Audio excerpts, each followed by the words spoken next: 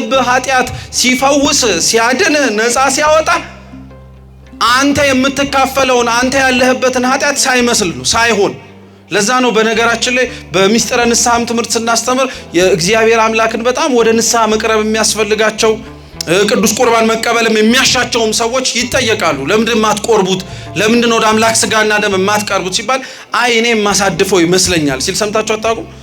በስማም በጣም በነገራችን እሱ ራሱ ኃጢአት ነው ይሄ ንግግር። ምን አይነት ኃጢአት ቢኖረን ነው ንጹህ ባህሪ የሆነውን የአምላክን ስጋና ደም ልናቆሽሽ የምንችለው? አይሆንም በፍጹም። እና አበው የሚያስረዱት በዚህ ነው። ፀሐይ በውሃ ላይ በጨርቁ ላይ ያለውን እርጥበት ለማድረግ የውሃውን እርጥበት እንደማይዋሃደው ወይም እንደማይወስደው ሁሉ እግዚአብሔርም በእኛ ላይ ያለን ኃጢአታችንን ነውራችንን ክፋታችንን ለማራቅ ሲል እኛን ላይሆን ይችላል እርሱን መሆኑ በቂ ነው። አስጨናቂ የሆኑት ነገሮች እንዳልኳችሁ ሰው መታመሙ ሳይሆን ለመታመሙ ሊፈወስበት የሚችልበትን መንገድ ማጣቱ። ይሄ ለክርስቲያኖች በነገራችን ላይ የሚያስጨንቀው መድኃኒቱ የት እንደሆነ ወይ መድኃኒቱ የት ሊገኝ እንደሚችል ካለማወቅ ብቻ አይደለም ፈተና የሚሆነው። ሁሉም ሰው ሊድን የማይችል ነገር እንደሆነ ካወቀ እኔ ባለ መድኃኒት ነኝ ብሎ ስለሚመጣም ጭምታ በሉ እንጂ አንድ ሰው የሚጥል በሽታ ካለበት እንዳለበት የሚታወቀው ምን ሲሆን ሲወድቅ ነው እንጂ ቆሞ ሲራመድ ምን የሚመስል ሁሉም ቆሞ ሲራመድ እኛ ጤነኛ እንመስል ሲጥልህ ነው የምትታወቀው። የሚጥል ሰው አዳ ነው ማለት ሁሉም ሰው ሲታይ ቆሞ የሚራመድ ይመስላል። ሁሉም ሰው ሲታይ የማይወድቅ የማይንሸራተት ይመስላል። ሁሉም ሰው ሲታይ የሚያስቆመው ምክንያት ያለ ይመስላል። አይደለም። ሁላችንም እንደዛ እንደሚጥለው ሰው የሚጥል በሽታ አለብን። ኃጢአት ናት፣ እሷ ጉስቁልና ናት፣ ነውር ናት፣ ክፋት ናት። ሁላችንም ተንሸራተን የምንወድቅባት። ደሞ አገላለጹ ራሱ አይገርምም? ያባትየው የሚጥል በሽታ አለበት አለና አንዳንዴ በቀን አንዳንዴ በምን ይጥለዋል አለ። እኛ ኃጢአት የሚጥለን ማታ ማታ ብቻ ነው?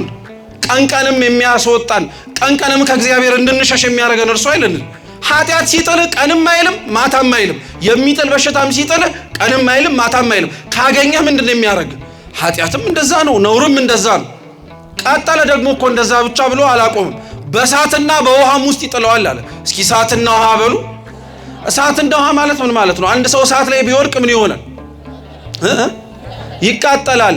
ኃጢአት መስራት የኃጢአትን የሚሰራውን ሰው ልክ የሚጥለው በሽታ እንዳለበት ማለት ነው።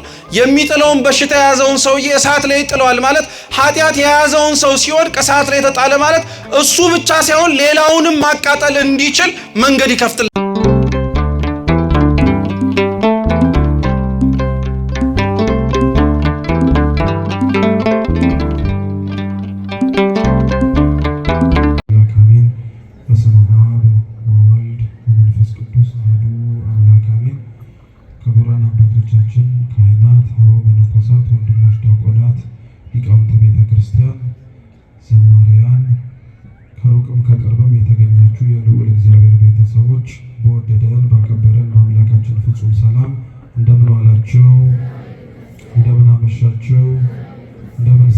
ደረሳቸው። ቸርነቱን ምሕረቱን ይቅርታውን በእድሜያችን ላይ ጨምሮ በፊቱ ያሳየነውን የእምነት ማነስ የምግባር ጉድለት አይቶ እንዳላየ ይቅር እያለ የሚያቆመን ለዚህም ያደረሰን የአባቶቻችን አምላክ ልዑል እግዚአብሔር ስሙ የተመሰገነ ይሁን። እንኳን ለእናታችን ለቅድስት አርሴማ ቅዳሴ ቤቷ ዓመታዊ ክብረ በዓል በሰላም በፍቅር በጤና ሁላችንም በሰላም አደረሰን። የእናታችን የቅድስት አርሴማ ፍቅሯን ጣዕሟን ከምንም በላይ የእምነት ጽናቷን በሁላችን ላይ እንዲያሳድርብን የአምላካችን ቅዱስ ፈቃድ ይሁንልን። እንደ እግዚአብሔር ቅዱስ ፈቃድ ባለን ጥቂት ደቂቃ ሕያውና ዘላለማዊ የሆነውን የአምላካችንን ቅዱስ ቃል ከዚህ ሰዓት በኋላ ባለን ደቂቃ እንማራለን። ሁላችሁም ቅጥረ ቤተ ክርስቲያን ግቢ ውስጥ ያላችሁት በፍጹም መረጋጋት መንፈስ ባላችሁበት ቆማችሁ አሊያም ተቀምጣችሁ እንድትሰሙ በትህትና እጠይቃችኋለሁ። የዛሬው የትምህርታችን የመጽሐፍ ቅዱስ መነሻ ክፍለ ምንባብ አድርገን የምንማርበት የሐዋርያው ቅዱስ ማቴዎስ ወንጌል ምዕራፍ 17 ከቁጥር 14 ጀምሮ እስከ 21 ባለ ክፍለ ምንባብ መነሻነት ይሆናል። የማቴዎስ ወንጌል ምዕራፍ 17 ከቁጥር 16 እስከ 21 ያለውን የመጽሐፍ ቅዱስ ክፍል መነሻ አድርገን እንማራለን። የመጽሐፍ ቅዱስ ክፍሉን ሁላችሁም መስማት እንድትችሉ በንባብ አሰማችሁና ወደ ትምህርታችን እንሄዳለን። አምላካችን ከሁላችን ጋር ይሁን። ሕዝቡም ሲደርሱ አንድ ሰው ቀረበና ተንበርክኮ ጌታ ሆይ ልጄን ማርልኝ፣ በጨረቃ የተነሳበት ክፉኛ ይሰቃያልና ብዙ ጊዜ በእሳት ብዙ ጊዜም በውሃ ይወድቃልና ወደ ደቀ መዛሙርትህም አመጣሁት ሊፈውሱትም አቃታቸው አለው። ኢየሱስም መልሶ የማታምን ጠማማ ትውልድ ሆይ እስከ መቼ ከእናንተ ጋር እኖራለሁ? እስከ መቼ ስታገሳችኋለሁ? ወደዚህ ወደ እኔ አምጡት አለ። ኢየሱስም ገሰጸው፣ ጋኔኑንም ከእርሱ ወጣ። ብላቴናውም ከዛች ሰዓት ጀምሮ ተፈወሰ። ከዚህም በኋላ ደቀ መዛሙርቱ ብቻቸውን ወደ ኢየሱስ ቀረቡና እኛ ልናወጣው ያልቻልን ስለምንድን ነው አሉት። ኢየሱስም ስለ እምነታችሁ ማነስ ነው። እውነት እላችኋለሁ የሰናፍጭ ቅንጣት የሚያህል እምነት ቢኖራችሁ ይህን ተራራ ከዚህ ወደዚያ እለፍ ብትሉት ይደረግላችኋል። ይህ አይነቱ ግን ከጸሎትና ከጾም በቀር አይወጣም አላቸው ይላል። ስለ ቃሉ የአምላካችን የልዑል እግዚአብሔር ስም የተመሰገነ ይሁን። ተመሳሳይ ታሪክ ራሱኑ የማርቆስ ወንጌል ምዕራፍ 9 ከቁጥር 14 እስከ 29 ደግሞ ጭምራለ። ሁለተኛው የመጽሐፍ ቅዱስ ክፍል ምንባብ እርሱ ነው። አሁንም ይህንንም ስሙ። ወደ ደቀ መዛሙርቱም በመጣ ጊዜ ብዙ ሕዝብ ሲከቧቸው፣ ጻፎችም ከነርሱ ጋር ሲከራከሩ አየ። ወዲያውም ሕዝቡ ሁሉ ባዩት ጊዜ ደነገጡ። ወደ እርሱም ሮጠው እጅ ነሱት።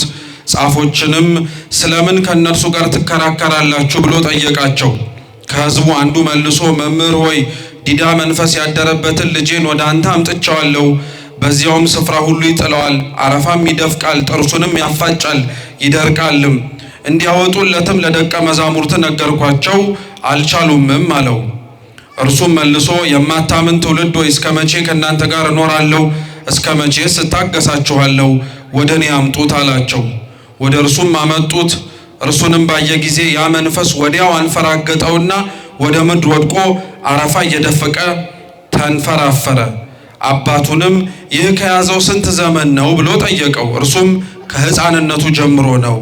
ብዙ ጊዜም ሊያጠፋው ወደ እሳትም ወደ ውሃም ጣለው። ቢቻልህ ግን እዘንልን እርዳን አለው። ኢየሱስም ቢቻልህ ትላለህን? ለሚያምን ሁሉ ይቻላል አለው። ወዲያውም የብላቴናውን አባት ጮሆ አምናለሁ፣ አለማመኔን እርዳው አለ። ኢየሱስም ሕዝቡ እንደገና ሲራወጥ አይቶ ርኩስ መንፈሱን ገሰጸና አንተ ዲዳ ደንቆሮም መንፈስ እኔ አዝሃለሁ፣ ከእርሱ ውጣ፣ ከእንግዲህም አትግባበት አለው። ጮሆም እጅግም አንፈራግጦት ወጣ። ብዙዎችም ሞተ እስኪሉ ድረስ እንደ ሙት ሆነ። ኢየሱስ ግን እጁን ይዞ አስነሳው፣ ቆመም። ወደ ቤትም ከገባ በኋላ ደቀ መዛሙርቱ እኛ ልናወጣው ያልቻልነው ስለምንድር ነው ብለው ብቻውን ጠየቁት። ይህ ወገን በጸሎትና በጾም ካልሆነ በምንም ሊወጣ አይችልም አላቸው ይላል። በድጋሚ አሁንም ስለ ቃሉ የአምላካችን ስም የተመሰገነ ይሁን። ተመሳሳይ ታሪክ አሁንም የሉቃስ ወንጌል ምዕራፍ 9 ከቁጥር 37 ጀምሮ ያለውንም ደግሞ ላንብብላችሁ። እየሰማችሁ ነው? ጥሩ። በነገውም ከተራራ ሲወርዱ ብዙ ሕዝብ ተገናኘው። እነሆም ከሕዝቡ አንድ ሰው እንዲህ እያለ ጮኸ፣ መምህር ሆይ ለእኔ አንድ ልጅ ነውና ልጄን እንድታድንልኝ እለምንሃለሁ። እነሆም ጋኔን ይይዘዋል፣ ድንገትም ይጮሃል፣ አረፋም እያስደፈቀው ያንፈራግጠዋል፣ እየቀጠቀጠም በጭንቅ ይለቀዋል። ደቀ መዛሙርትህንም እንዲያወጡት ለመንኩ፣ አልቻሉምም። ኢየሱስም መልሶ እናንተ ማታምን ጠማማ ትውልድ እስከ መቼ ከእናንተ ጋር እኖራለሁ? እስከ መቼ ስታገሳችኋለሁ? ልጅህን ወደዚህ አምጣው አለ። ሲቀርብም ጋኔኑ ጣለውና አንፈራገጠው። ኢየሱስ ግን ርኩስ መንፈሱን ገስጾ ብላቴናውን ፈወሰው፣ ለአባቱም መለሰው። ሁሉም ከእግዚአብሔር ታላቅነት የተነሳ ተገረሙ። ሁሉም ኢየሱስ ባደረገው ሁሉ ተደነቁ ይላል። ስለ ቃሉ በድጋሚ አምላካችን ስም የተመሰገነ ይሁን። በእነዚህ ሶስት የመጽሐፍ ቅዱስ ክፍል በቅዱስ ማቴዎስ፣ በቅዱስ ማርቆስ እና በቅዱስ ሉቃስ ላይ ተጽፎ የሚገኘውን የመጽሐፍ ቅዱስ መነሻ ክፍለ ምንባብ ነው ያነበብኩላችሁ።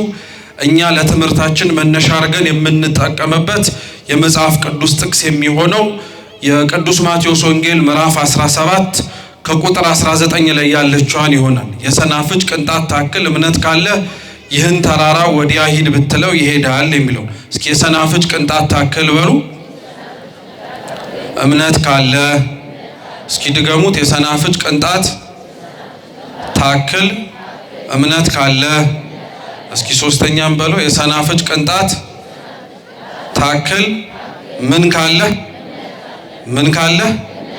እምነት ካለ። በዚህ መነሻ ኃይለ ቃል አድርገን እንማራለን። አምላካችን እንዲያስተምረን የእርሱ ቅዱስ ፈቃድ ይሁንልን። መቼም ያው የመጽሐፍ ቅዱስ ክፍሉ ታሪኩ ተመሳሳይ ቢሆንም ለምን 3 ጊዜ አነበብከው ማለታቸው አይቀርም። ምክንያቱም ታሪኩ ተመሳሳይ ከሆነ ክርስቶስ አንድ ርኩስ መንፈስ የያዘውን በጋኔን መንፈስ እየተሰቃየ ይኖር የነበረውን የአባቱን ጩኸትና ልመና ሰምቶ የደቀ መዛሙርቱን ደግሞ ያንን ርኩስ መንፈስ ሊያወጡት እንዳልቻሉ ተመልክቶ ማዳኑ ከሆነ ጭብጡ ለምንድነው 3 ጊዜ ታሪኩ መነበብ ያስፈለገው የሚለውን ጥያቄ ከመመለስ እንጀምር። መጽሐፍ ቅዱስ በተለይ ደግሞ ወንጌል የጌታችን የመድኃኒታችን ኢየሱስ ክርስቶስ ትምህርቱ ያደረጋቸው ተአምራት እንዲሁም ደግሞ በመጨረሻም ለድህነት ዓለም ሲል ራሱን ቤዛ አድርጎ ነፍሱን ስጋውን መስጠቱን የሚጽፉልን የሚያወሩልን የጌታችን ኢየሱስ ክርስቶስ ደቀ መዛሙርት የጻፏቸው መጽሐፍት ናቸው። ወንጌል ስታነቡት ወይንም ደግሞ ሲነበብም የምትሰሙት እንደሆነ አንዳንድ ታሪኮች ተመሳሳይ የሆነ ፍሰት ያላቸው ተመሳሳይ በሆነ አገላለጽ የተጻፉ አሉ። በአንጻሩ ደግሞ በአንድ ታሪክ ላይ 3 የተለያዩ ጸሐፊዎች ደግሞ በተለያየ መንገድ ያንን ታሪክ ሲመለከቱትና ሲጽፉት ታያላችሁ። ይሄ ሆነው ለምንድነው ከሚለው መልስ መስጠት ስለሚያስፈልገን ወንጌላውያኑ የሰሙት አንድ ትምህርት ከሆነ ተቀምጠው የተማሩት ከጌታችን ከኢየሱስ ክርስቶስ እግር ስር ከሆነ ሊናገሩ ሊያስተላልፉ ሊያወሩ የሚችሉት ስንት ቃል? አንድ ቃል ነው። ተመሳሳይ ግን አራቱንም ወንጌላት ስታነቡት ልዩነት አለው። ተመሳሳይ እንኳን ታሪክ እየተጻፈ እየተነገረ አንዱ ጽፎት ሌላው ያልጻፈው አለ፣ አንዱ ተናግሮት ሌላው ያልተናገረው አለ። ይሄን የምላችሁ ክርስቲያኖች ታሪክን አይደለም። አዎ እርግጥ ነው ወንጌላት ላይ አንዳንድ ቦታዎች ላይ ተጽፈው ሌላ ቦታ ላይ ያልተጻፉ አሉ። ለምሳሌ የቃና ዘገሊላ ሁሌም የምታውቁት ታሪክ ተጽፎ የሚገኘው የቅዱስ ዮሐንስ ወንጌል ምዕራፍ 2 ከቁጥር 1 ጀምሮ ነው። ራሱ ደቀ መዝሙሩ ቅዱስ ዮሐንስ ታሪኩን ሲጽፍ በ3ኛው ቀን በገሊላ በተደረገው ሰርግ ላይ ለመታደም የተገኙት ዮሐንስ ብቻውን እንዳልሆነ ተናግሯል። እናቱም ነበረች፣ እርሱም ነበረ፣ ኢየሱስ ክርስቶስ አምላካችን፣ ደቀ መዛሙርቱም ነበሩ ይላል። እነማን ነበሩ? ደቀ መዛሙርቱ ነበሩ። እነዛ ደቀ መዛሙርት እኮ መካከል ማቴዎስ ነበር። እንደው ሁለቱ የወንጌል ጸሐፊያን ማርቆስና ሉቃስ ከአርድእት መካከል ናቸው ብለን እንኳን ነገሩን ለነሱ አንሰጥም ብንል ቢያንስ እንኳን ያ ተአምር ሲፈጸም ማቴዎስ ነበር። ማቴዎስ ግን ታሪኩን አልጻፈው፣ ዮሐንስ ነበር የጻፈው። ይሄ ምክንያት ስላለው የዮሐንስ ወንጌል ከአራቱ ወንጌላት የተለየ ስለሆነ አንድ፣ ሁለተኛ ይሄን ታሪክ ቅዱስ ዮሐንስ ወንጌላዊ እንዲጽፈው ምክንያት የሆነው ሌሎቹ 3 ወንጌላት ማለትም የማቴዎስ የማርቆስና የሉቃስ ወንጌል ከዮሐንስ ወንጌል በፊት ነው የተጻፉት። ስለዚህ እነዚህን መጽሐፍት የማንበብ የመመልከት ታሪካቸው ምን አይነት ይዘት እንደሚያስተላልፍ ዮሐንስ ወንጌላዊ ያውቃል። ስለዚህ እነርሱ ያጎደሉትን ያልጻፉትን እኛ ግን ቢጻፍልን ሊጠቅመን የሚያስፈልገንን ነገር ስለሚያውቅ እነሱ ያልጻፉትን እርሱ ደግሞ ትኩረት ይዞ ወይም ትኩረት ያስፈልገዋል ብሎ ጻፈ። አሁን እኔ ግን እያልኳችሁና እየተማረን ያለነው ስለ እንደዚህ አይነት ታሪክ አይደለም። ተመሳሳይ የሆነ ታሪክ ነው ያነበብኩላችሁ ነው አይደል? ማቴዎስም የጻፈው ማርቆስም ያለው ሉቃስም ያለው ተመሳሳይ ታሪክ ነው። ልዩነቱ ከምንድን ነው የመጣው የሚለውን ነው መልስ ማግኘት ያለብን መጀመሪያ ወደ ታሪኩ ከመግባታችን አስቀድመን። እንዳልኳችሁ ወንጌላውያኑ ሁሉም ከክርስቶስ እግር ስር ነው የተማሩት፣ የመማርንም እድል አግኝተዋል። ነገር ግን የሚገርማችሁ ክርስቶስ ደቀ መዛሙርቱን መርጦ ለጽሕፈትም እንኳን ሳይሆን እንዲሰሙና እንዲያዳምጡትም እንኳን ሲጠራቸው ሁሉም የተለያየ ሕይወት ነበር የነበራቸው። ልብ ብላችሁ ስሙ። ወንጌላውያንን ክርስቶስ መርጦ ሲጠራቸው አብዛኞቹ በተለይ ከይሁዳ አስቆሮቱ ይሁዳ አሳልፎ ከሰጠው ውጪ 11ዱ የገሊላ አውራጃና የድሆች ከተማ ሕዝብ ተብለው የሚጠሩ ናቸው። ብዙ በትምህርት ያልገፉ፣ ብዙ የመማር ማስተማርን ሂደትም የማያውቁ፣ በራሳቸው በሙያቸው ለዕለት የሚያስፈልጋቸውን ነገር አድርገው ከማደር ባለፈ ቆማችሁ አስተምሩ ቢባሉ ለማስተማር፣ ጽፋችሁ ደግሞ አስተላልፉ ቢባል ለመጻፍ ብዙ ዕውቀት የላቸው። አሁን ላይ እኛ ተጽፎ ስለደረሰልን ነው እንጂ በነገራችን ላይ መጽሐፍና የሚጽፉ ሰዎችም የሚገርባችሁ በነበረበት በድሮ ዘመን ላይ ክርስቶስ በተለይ በዚች ምድር ላይ ሲያስተምር መጽሐፍ ማለት በጣም የሀብት መገለጫ ውጤት ነው። ማንም ሰው እንደገዛ ፈቃዱ መጽሐፍ ሊኖር አይችልም። በጣም ባለጸጋ የሆነ መጽሐፍ ለማጻፍም መጽሐፍ ለሚጽፈው ለጸሐፊው መክፈል የሚችል ሰው ነው መጽሐፍ ያለው እንጂ ማንም ሰው ተነስቶ አሁን እንደምናገኘው በአታሚዎች ወይ ደግሞ በህትመት ደረጃ በስፋት ስለሚገኝ አያገኝም ነበር። ስለዚህ መጽሐፍን የሚጽፉ ጸሐፊያንን ማግኘትም ለነሱም ማጻፍ በጣም ከባድ ነገር ነው። እየሰማችሁኝ ነው? በጣም ከባድ ነገር ነው። በጣም ከባድ ነገር ነው። ስለዚህ እንደ ገሊላ አይነቷ የድሆች ከተማ ላይ ይኖሩ የነበሩ ሰዎች የሚናገሩ የሚያነቡ ሰዎች ጋር ቀርበው የሚፈልጉትን አገልግሎት ያገኙ ይሆናል እንጂ እነሱ ራሳቸው የመጽሐፍ ባለቤት፣ እነሱ ራሳቸው ጸሐፊዎች፣ እነሱ ራሳቸው ቆሞ አስተማሪዎች ሊሆኑ አይችሉም። የሚገርማችሁ ክርስቶስ ከነዚህ ነው 11 ደቀ መዛሙርት የመረጠው። ስንት ደቀ መዛሙርት? 11 ሐዋርያትን ከገሊላን የመረጠው። ስለዚህ እነዚህ ሰዎች ተመርጠው ከክርስቶስ ጋር አብረው ለመዋል ለማደር ሲታጩ፣ ሲማሩ፣ ሲያስተውሉ እንደ አዲስ ነገር ነው እየተማሩ ያሉት። አንድ ሰው መማርን ያለመደ ወይንም ደግሞ ገና ለትምህርት አዲስ የሆነ ሰው ነባርና በዛ ሙያ ላይ እንደነበረ አይነት ሰው ቀልጣፋ የሆነ ረበለው ቀልጣፋ የሆነ እሺ፣ በሌላ አገላለጽ ቶሎ ትምህርት ቤት ወይም ቀድሞ ትምህርት ቤት የገባ ሰውና ዘግይቶ ትምህርት ቤት የገባ ሰው እኩል አይነት ፍጥነት ሊኖረው ይችላል? አይችልም። ቀድሞ የገባው ሰው ትምህርቱ በምን አካሄድ እንደሚሄድ፣ ምን ማድረግ እንደሚጠበቅበት፣ በምን አይነት መንገድ አዳምጦ በልቡ ነው ሊያስቀር የሚችልበትን መንገድ ወድቆ እየተነሳ ለምዶታል፣ ያውቀዋል። ማንበብም ይችላል፣ መጻፍም ሊችል ይችላል። አዳዲስ የመጣ ሰው ግን ለማንበብም አዲስ ነው፣ ለመጻፍም አዲስ ነው፣ ተቀምጦ ለመማርም አዲስ ነው፣ የሰማውንም በልቡናው ውስጥ አስቀምጦ ለማስቀረትም አዲስ ነው።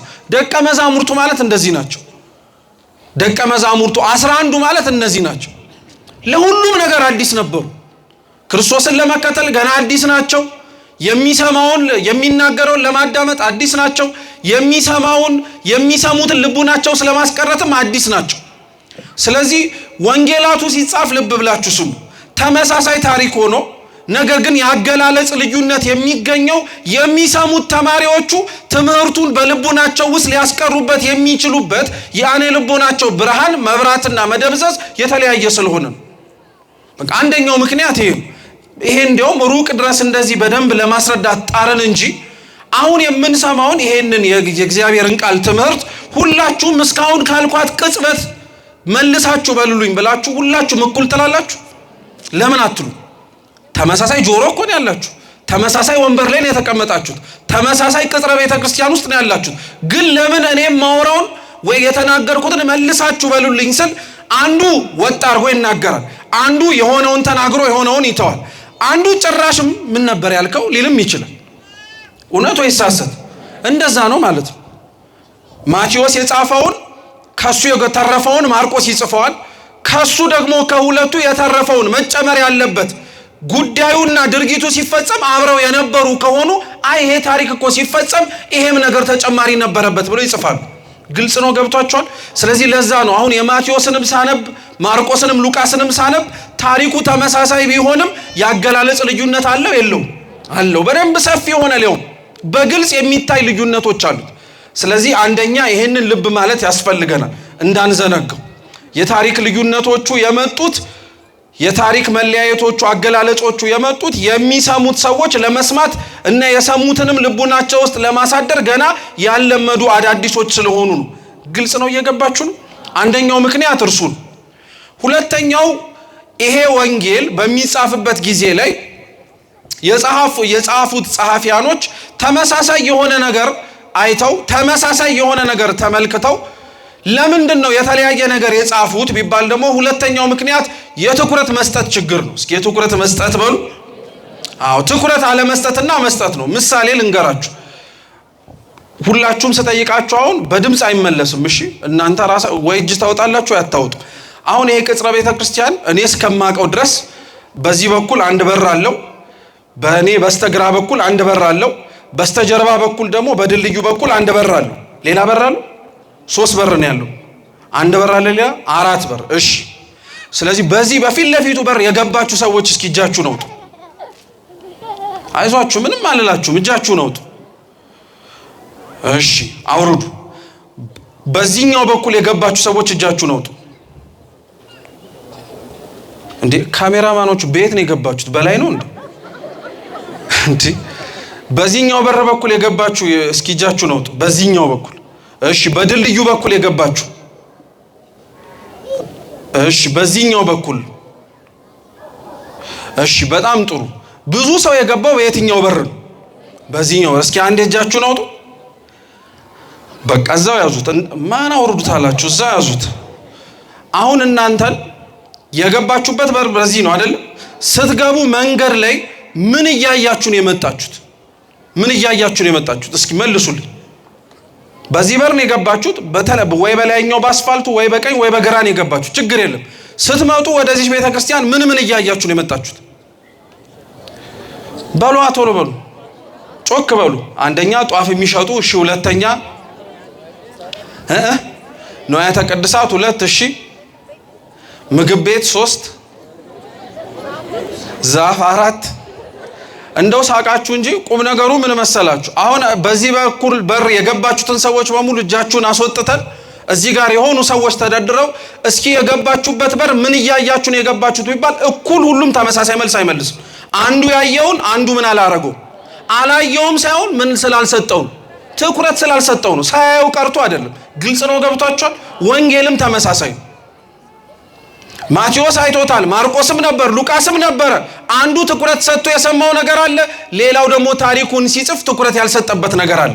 ስለዚህ ትኩረት በመስጠት ደረጃም ጭምር ምን ያደርጋሉ ማለት ነው? ሊለያዩ ይችላሉ።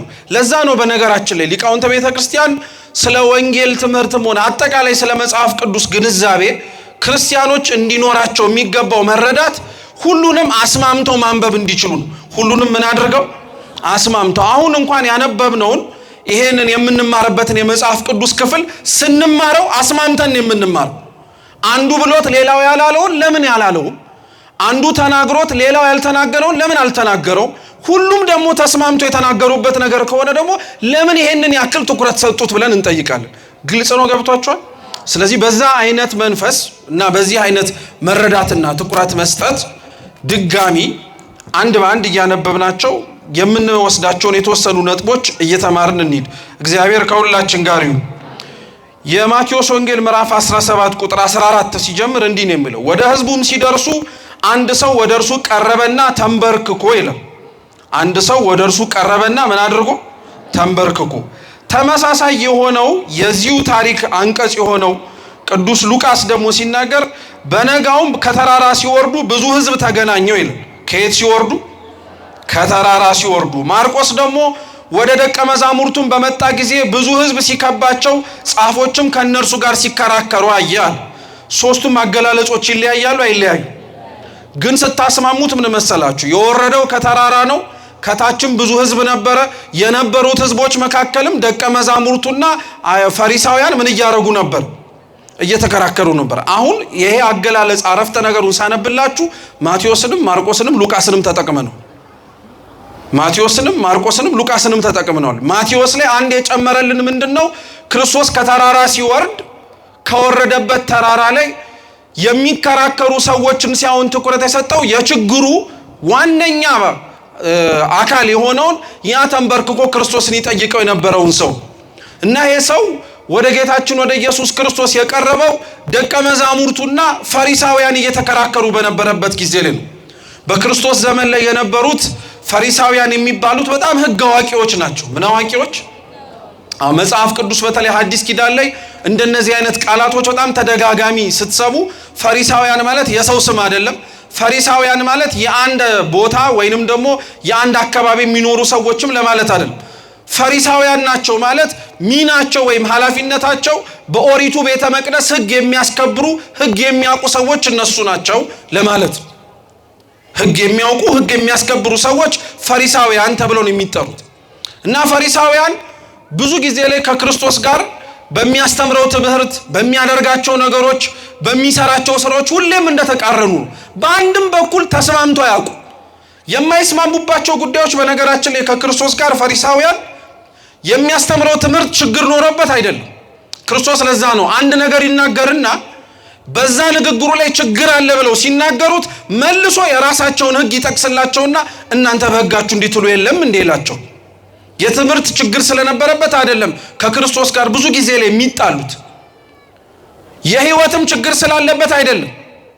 አኗኗሩን በጣም ግራ የሚገባቸው አሉ። በዛ በአኗኗሩ ምክንያትም ጥያቄ ሲጠይቁ አሁንም መልስ ይሰጣል። ለምን የሚያደርገውን ለምን እንደሚያደርግ ያስረዳቸዋል። ፈሪሳውያን ከክርስቶስ ጋር የነበራቸው ዋነኛና መሰረታዊ ጭብጥ ወይንም ደግሞ አለመስማማት ምን እንደሆነ ታውቃላችሁ? ፈሪሳውያን ከልክና ከአቅም በላይ ለክብራቸው የሚጠነቀቁ ኃጢአታቸውን የማያምኑ ሰዎች ስለነበሩ ፈሪሳውያን በጣም ለክብራቸው ይጠነቀቁ ነበር። እንኳን ለነሱ ቀርቶ ለየግለሰብ አይደለም እምላችሁ፣ እንኳን ለግለሰብ ቀርቶ ላሉበት ለፈሪሳውያን ጎሳቸው ወይንም ደግሞ ሸንጓቸው ራሱ በጣም ነው ጥብቅና የሚቆሙት። ምሳሌ ልንገራችሁ። ከጌታችን ከመድኃኒታችን ከኢየሱስ ክርስቶስ ልክ አሁን እናንተና እኔ በመጣንበት በምሽት ሰዓት እየመጣ ይማር የነበረ ከፈሪሳውያን ወገን የነበረ አንድ ኒቆዲሞስ የሚባል ሰው ነበር። እና ኒቆዲሞስ አንድም በማታ እየተደበቀ ከክርስቶስ ጋር ይሄድ የነበረው በጣም ለክብሩ ይጠነቀቅ ስለነበረ፣ እየሰማችሁ ነው፣ ለክብሩ ይጠነቀቅ ነበር። እርሱ መምህር ስለሆነ ከመምህር እግር ስር ቁጭ ብሎ መታየቱ እንዴት አንተ አስተማሪ ሆነ ራስን ደሞ ዝቅ አድርገህ እንደ ተማሪ ትታያለህ መባሉ ከብዶት፣ ብቻ ግን ኒቆዲሞስ ሌሊት እየመጣ ወይም ማታ እየመጣ ከክርስቶስ እግር ስር ይቀመጥና ይማር ነበር። እና የሆነ ጊዜ ላይ ክርስቶስ ባደረገውና በሚሰራው ነገር ላይ ቅራኔ መነሳት ጀመረ። ማለትም ደግሞ የሱን አስተምሮና ሕይወትን መከራከሩ ወይንም ደግሞ ሰጣ ገባው እየጎላ መጣ እና ጎልቶ በጊዜው የነበሩት የፈሪሳውያን አለቃ የሚባሉት ሐናና ቀያፋ ጋር ደረሰ እና መከራከር ጀመሩ። ይሄ ሰው ከእግዚአብሔር ዘንድ ነው፣ ይሄ ሰው ከእግዚአብሔር አይደለም እያሉ በጣም መከራከር ጀመሩ። እና ከነሱ መካከል አንዱ ቀያፋ የሚባለው ደግሞ በተለየ መልኩ ምን አለ? ይሄ ሁሉ ህዝብ ከሚበጠበጥ አንድ እርሱን እርምጃ ወስደንበት ለምን አንገላገልም አለ። እየሰማችሁ ነው? እና ልክ ይሄንን ሲል ኒቆዲሞስ መጣልና ምን አለ? እንደ ህግና እንደ ስርዓታችን እኮ ከሆነ አንድ ሰው ክሱን መስማት አለበት አለ። ክሱ ምን ማድረግ አለበት? ሳይሰማ ክሱን እንዴት ልትከሱት ትችላላችኋል? ያው ኒቆዲሞስ ፈራተባም እያለ ቢሆን ጥብቅና መቆሙ ነው ለክርስቶስ። እና ፈሪሳውያንም ብለው ተናገሩ፣ እንዴት አንተ ይሄንን ላታውቅ ትችላለህ? አንደኛ ስለሱ ጠበቃ ማቆም ጠበቃ ማስቆም ክሱን መስማት ማሰማት አያስፈልግም ነው የንቀታቸው ንቀት። አንድ እሱ አላንስ አላቸውና ደግሞ ቀጠሉና ምን ብለው ተናገሩ? ነቢይ ወይንም ደግሞ መሲህ ከገሊላ እንደማይወጣ በነቢያት በሕግ መጽሐፍ ተጽፎ አልተመለከትክም አሉ። ኒቆዲሞስ ለክብሩም ተጨንቆ ነበረ። ክብሩን አዋረዱት። እዛው ያልተማርክ ብለው በአሽሙር ተናገሩት። በአንጻሩ ለክርስቶስም ጠበቃ ሊቆም ፈልጎ ነበረ። እርሱንም እምቢ አሉት። ወደዚያ ዞር በል አሉት። ምን ልላችሁ ፈልጌ መሰላችሁ? ፈሪሳውያን ከክርስቶስ ጋር የማያስማማቸው የክብርና የኃጢአታቸውን ያለማመን ጉዳይ አይደለም። የክብራቸው ጉዳይ እንኳን እነሱ ራሳቸው ተነክተው ቀርቶ እነሱ ጋር የተሰበሰበ አንድ ሰው እንኳን ሲነካ ያንጨረጭራቸው አይፈልጉም። በነገራችን ላይ አሁን የፈሪሳውያን የክብር መውደድና ኃጢአታቸውን ያለማመንን ጉዳይ እንደዚህ የምንነጋገረው ከኛ መካከል ፈሪሳዊ የሆነ ሰው ተገኝቶ አይደለም። የፈሪሳዊ ጠባይ ግን ያለው ሰው በጣም ብዙ ስላለን የክብራችን ጉዳይ የማይሆንልን ማለት ነው። ራሳችንን ዝቅ ማድረግ በጣም የምንፈራ የምንሳቀቅ፣ ራሳችንን ዝቅ ማድረግ እንደ ውርደት የምንቆጥረው፣ ራሳችንን ሊገባን ከሚችልበት ቦታ ለማውረድ ዝቅ ለማድረግ በጣም ለሚያንገሻግሸን ሰዎች የፈሪሳውያን ህመም ያለብን ሰዎችን። እሱ ደግሞ እኮ አይደለም ትልቁ ጉዳቱ። አንዳንዴ እኮ ክብርም ያስፈልጋል። ታውቃላችሁ አይደል? እየሰማችሁ ክብር ያስፈልጋል እኮ ክብር ያስፈልጋል። ያ ክብር ያስፈልጋል የምንለውና ክርስቲያኖችም ሊኖራቸው የሚገባው ክብር ግን በእግዚአብሔር ዘንድ ባላቸው ቦታና በልጅነታቸው። ከዛ ውጪ ባለው ነገር ግን አንድ ሰው ክብር ሊኖረው አይችልም። ያለው ነገር በሙሉ ወይንም ደግሞ ክብር ያሰጠው ነገር በሙሉ ሊያጣው ስለሚችል፣ ለምሳሌ ሰው በጤናው ቢከበር ጤናውን ሊያጣ ይችላል አይችልም? በገንዘብ ቢከበር ገንዘቡን ሊያጣው ይችላል አይችልም? ሰው በእግዚአብሔር ከተከበረስ ማንም ሊያዋርደው አይችልም። ማንም ሊያዋርደው አይችልም። ለዛ ነው በነገራችን ላይ የክብርን ጉዳይ ከኛ በተለየ መልኩ ለእግዚአብሔር ቅርብ የሆኑ ቅዱሳን በደንብ አድርገው ስላወቁትና ስለተረዱት ሰው ሊያከብራቸው ከሚሹት በላይ ማን እንዲያከብራቸው ነው የሚፈልጉት? እግዚአብሔር ያከበረውን ማንም ሊንቀው ሊያዋርደው ስለማይችል ማለት ነው። ማንም ሊንቀው ማንም ሊያዋርደው አይችልም። ስለዚህ ፈሪሳውያን ብዙ ጊዜ ላይ እንደነዚህ አይነት ችግር ስለነበረባቸው ኃጢአታቸውንም ጭምር ስለማያምኑ ከክርስቶስ ጋር አይገባቡ እና ብዙ ጊዜ ላይ ከክርስቶስ ጋር መነጋገር በጣም ነው የሚከብዳቸው። ምክንያቱም ጥያቄ ሲያነሱ መልስ አለው። ለሚያነሱት ሐሳብ ሊገነባቸውና ሊያስተካክላቸው የሚችለውን ነገር ይናገራል። ስለዚህ ያላቸው አማራጭ እሱን ተከራክሮ ከመሸነፍ ሊያሸንፏቸው የሚችሉትን አልተማሩም ብሎ የሚያስቧቸውን ደቀ መዛሙርቱን ለዩ። እየሰማችሁ ነው? አዎ፣ ጠላትም እኮ ሲያጠቃ ማንን እንደሚያጠቃ ያውቃል። ሊያሸንፈውና ድል ሊነሳው የሚችለው ሰው ጋር እኮ አይጋደልም። ሊያሸንፈውና ድል ሊያደርገው ከማይችለው ሰው ጋር ነው ጠላት መጀመሪያ በር የሚከፍተው። ሰይጣንም በነገራችን ላይ ተመሳሳይ ነው። መቼም ለኛ ለክርስቲያኖች ተስማምተንበት የጋራ ጠላታችሁ ማን ነው ብንባል ልንጠራው የምንችለው የመጀመሪያው መጥራትም ያለብን የመጀመሪያው ሰይጣንን። ሰይጣን ተመሳሳይ ነው። ጠባዩ ወይንም ደግሞ አሰራሩ ጠንክረን በርትተን መልስ ልንሰጥበትና ቆመን ልንገኝበት የምንችልበት ሰዓት ላይ እሱም አይደርስብን፣ አይፈልጋትም እሷን። ምክንያቱም ልናጠቃው ልናሸንፈው የምንችልበት ነገር ስላለን ማለት ነው። ደክመን ሰንፈን ተንሸራተን ባለንበት ሰዓት ላይ ግን የሰይጣን ክፋቱ አይራራልህም። ራሱ መጥቶ ነው በደንብ አድርጎ መነሳት እንዳትችል የሚወድቅ። ስለዚህ ደቀ መዛሙርቱ ክርስቶስ እንደሌለ ሲመለከቱ እነሱ ጋር ሄዱ። የሚገርማችሁ ይሄ ታሪክ አሁንም ነገራችሁ እየተፈጸመ ያለው ክርስቶስ ደብረ ታቦር ላይ ሆኖ ነው። የት ሆኖ ነው? እሱ ደብረ ታቦር ነው። ብርሃነ መለኮቱን እየገለጠ ነው። የምስጢር ደቀ መዛሙርት የሚባሉት እነ ያዕቆብ እነ ዮሐንስ ወንድማማቾቹ እንዲሁም ቅዱስ ጴጥሮስ አብሮታል። ሌሎቹ የቀሩት 9 ናቸው ታች ያሉት። እነሱ ናቸው ይሄ ችግር እየመጣባቸው ያሉ። ስለዚህ ተከራከሩ። ሊከራከሩ የፈለጓቸውን ነጥቦች በሙሉ እያነሱ እያወሩ። በነዛ መካከል አንድ ሰውዬ መጣ። ክርስቶስ ሲወርድ ሲያየው ከተራራ ተንበረከከና እባክህ ልጄ ታሞብኛል አለ።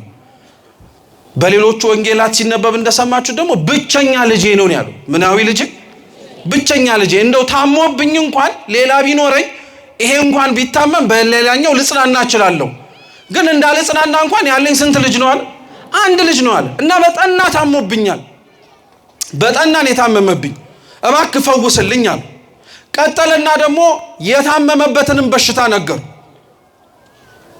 ጨረቃ ሲሆን ፀሐይም ሲሆን በሆነ ሰዓት ላይ እየተነሳ የሚጥል መንፈስ ነው ያለበት አለ። ምን የሚያረግ? የሚጥል መንፈስ ነው ያለበት።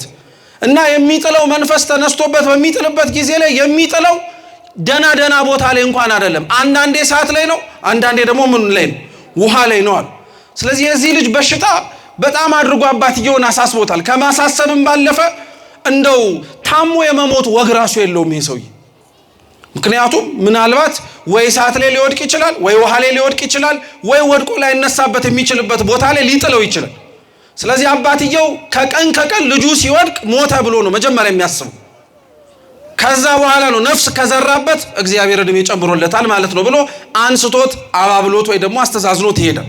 ስለዚህ ለረጅም ዘመን አንድ ልጁን ሲያስታምም ነበር ይሄ አባቴ ቆየው እና ጌታችን ኢየሱስ ክርስቶስ ከዛ ከታቦር ተራራ ላይ ሲወርድ እንዲያድንለትና እንዲፈውስለት ሄደና ይሄ ልጄ በእንደዚህ አይነት በሽታ ታሟል፣ ጋኔን ይዞታል፣ ዲዳ አድርጎታል፣ መናገርም አይችልም። ስለዚህ ይሄ ሁሉ ድርብርብ ችግር ነው ያለበት። እየሰማችሁ ነው? የማቴዎስ ወንጌል የሚለው ይሄንን በሽተኛ የሚጥል መንፈስ እንዳለበት፣ ሌሎቹ ወንጌላት ግን እንኳን ከሚጥል መንፈስም አልፎ ደግሞ እንዳይሰማ ምንም የለው። ኧረ በለው ምን የለው? ጆሮ የለውም። እንዳይሰማ ሊሰማ የሚችልበት የማድመጥ አቅም የለውም። ዲዳ ነው ማለት ነው። ስለዚህ እንደዚህ አይነቱን ሰው በምን ልታድነው ትችላለህ? እየሰማችሁ ነው? በጣም እኮ የሚጨንቅ አይነት ህመም እኮ ነው። አንዳንድ በሽታዎች ከበሽታቸው በላይ በጣም የሚያስጨንቁት በነገራችን ላይ መፍትሄ እንዴት ሊገኝለት ይችላል የሚለው። ይሄ ሰውዬ መጣሉ ሳያንሰው ቢያንስ እንኳን አድምጦ እንኳን የክርስቶስን ድምፅ ያለበት በሽታ እንዳይላቀቀው እንኳን ጆሮ ምንድነው ዲዳ ነው አይሰማም አሁን እንዲህ አይነቱን በሽታ በምን ሊፈወስ ይችላል በጣም በነገራችን ላይ አስጨናቂ የሆኑት ነገሮች እንዳልኳችሁ ሰው መታመሙ ሳይሆን ለመታመሙ ሊፈወስበት የሚችልበትን መንገድ ማጣቱ ይሄ ለክርስቲያኖች በነገራችን ላይ የሚያስጨንቀው መድኃኒቱ የት እንደሆነ ወይ መድኃኒቱ የት ሊገኝ እንደሚችል ካለማወቅ ብቻ አይደለም ፈተና የሚሆን ሁሉም ሰው ሊድን የማይችል ነገር እንደሆነ ካወቀ እኔ ባለ መድኃኒት ነኝ ብሎ ስለሚመጣም ጭምር ተረድታችሁኛል ሁሉም ሰው አንዳንድ ሰው እርሱ ሞክሮና ጥሮ መፍትሄ ሊያገኝበት ያልቻለበትን ነገር ሌላ ሰው ምን አለኝ ብሎ ሊመጣ ይችላል መፍትሄ አለኝ ብሎ ሊመጣ ይችላል ብዙ ክርስቲያን የሆንን ወንድም እህቶቻችንም ሁላችንም ጭምር በሚባል ደረጃ የሆነ የህይወታችን ጊዜ ላይ እኛም ብለነው ዙሪያችንም ላይ ያለ ሰው ብሎት በጣም ካቅማችን በላይ የሆነ ነገር ሊገጥመን ይችላል እና በዛ ጊዜ ላይ ያን ሰው ራሱ እንደዚህ አይነቱን ሰው ስትጠይቁት እንደዚህ አርጋሃል ምን አርጋሃል እኔ ምን ያልሞከርኩት ነገር አለን ምን ያልሞከርኩት ጸበሉንም ብየዋለሁ እምነቱንም ብየዋለሁ ቅዳሴውንም ብየዋለሁ ገዳማቱን አድባራቱን ምን ያላካለልኩበት አለ በቃ አሁን ምንም ነገር የቀረኝ ነገር የለም ምንም ነገር የቀረኝ ነገር የለም በጣም እኮ ነው የሚገርመው በአንድ በኩል መሞከሩ መጣሩ መውጣቱ መውረዱ በጣም ያስደስታል በአንድ በኩል ደግሞ እኛ ለድህነት መንገድና እኛ ፈውስ ልናገኝባቸው ከምንችልባቸው መንገዶች ከምናየው ውጪ እግዚአብሔር ሌላ መንገድ ኖሮት ሊያድን እንደማይችል ይመስል በቃ ምንም ነገር የለም ግን ልንል አንችል እየሰማችሁ እኛ ምንም ነገር የለም ልንል አንችል አውቄ ተረድቼ እድንበታለሁ ብዬ አምኜ ይሄን ነገር አድርጌያለሁ እስካሁን ግን ፈውስ አላገኘሁም ለምን አንድ ሰው ብዙ ያለበትን ደዌና በሽታ ብዙ ያለበትን ውጣ ውረድ መፍትሄ ላያገኝ የሚችልባቸው ቋሚ ምክንያቶች አሉ አንደኛው ደዌው የሚጠቅም ከሆነ ወደድንም ጠላንም ብንለምንም እግዚአብሔር ላይ ያወስድብን ይችላል እየሰማችሁ ደዌው የሚጠቅም ከሆነ ማለት ነው ደዌው በሽታው የያዘን ፈውስ ስጠን ብለን የምንማጸነው ተማጽኖ ለኛ ለነፍሳችን የሚጠቅመን ከሆነ እግዚአብሔርም ዝም ነው የሚለው ምክንያቱም ደዌ በነገራችን ላይ ክርስቲያኖች የሚመጣው ወይንም ደግሞ ፈውስ ፈልገንበት ከእግዚአብሔር ጋር እባክህ ይሄንን ነገር ጤናዬን እንዲህ አድርግልኝ የምንላቸው ነገሮች በሙሉ ከጤና እክል ብቻ የሚመጡ ነገሮች ላይ ሆኑ ይችላሉ ለምሳሌ የቅዱስ ጳውሎስ በጠና የራስ ምታት መታመም የቅዱስ ጢሞቴዎስ በጠና የሆድ ቁርጠት መቆረጥና መታመም ከኃጢአት ከበደል ከነውር አሊያም ደግሞ ከንጽህና ጉድለት የመጡ በሽታዎች አይደሉም እግዚአብሔር ስጋቸው እንዲጎሰም ካላቸው ጸጋ የተነሳ ምድራዊ መልአክ እስከመሆን ደረጃ ስለደረሱ በትዕቢት እንዳይወድቁ ሰው መሆናቸው እንዲታወቅ ደዌ ይልክባቸው ስለዚህ አንዳንዶቻችንን እውነት እግዚአብሔር ከሰጠን ጸጋ እግዚአብሔር ካደረገልን ነገር አንፃር ትዕቢተኞች ሆነን የሰጠንን የእግዚአብሔርን እጅ እንዳንረሳ ሊያስታውሰን የሚችል የሚወጋ ነገር ሊሰጠን ይችላል እውነት ለመነጋገር ራሱ አሁን ሁላችንም የተሰበሰብነው የሚወጋ ነገር ስላለን ነው እንጂ ሁላችንም ጤነኛ ብንሆን ማን እንመጣለን ለምስጋና እንኳን ተለምነህ እኮ ነው የምትመጣው ለምስጋና ተለምነና እባክህ ተብለን የምንመጣው እንጂ ሁላችንም የሚወጋ ነገር ስላለን ጎኔን ተላለ ሆዴን ተላለ ራሴን ተላለ ጨነቀኝ ተላለ እነዚህ ነገሮች በሙሉ ወደድንም ጠላንም መድኃኒት ወዳለበት ቦታ ገስግሰን እንድንመጣ ስለሚያረጉን ስለዚህ ፈውስ እግዚአብሔር አምላክ የማይሰጠው ተስኖት እንዳይመስላችሁ አንድ